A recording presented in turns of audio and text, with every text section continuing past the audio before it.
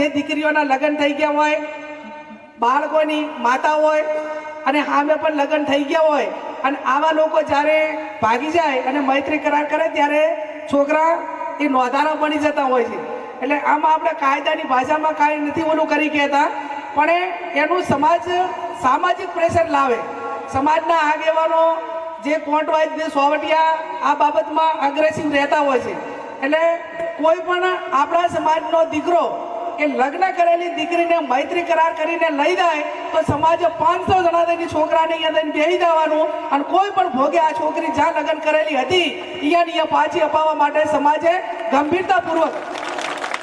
આક્રમક થઈ અને એને બીક લાગવી હોય કે હું સમાજની કે કોઈ પણ સમાજની દીકરીને આ રીતે લાવીશ તો હું એ અહીંયા આ ટોળા આવશે અને હેરાનગતિ અને સમાજની કુટુંબની બધીએ થશે, એવો એક વાતાવરણ સમાજમાં કડક રીતે તૈયાર કરવું.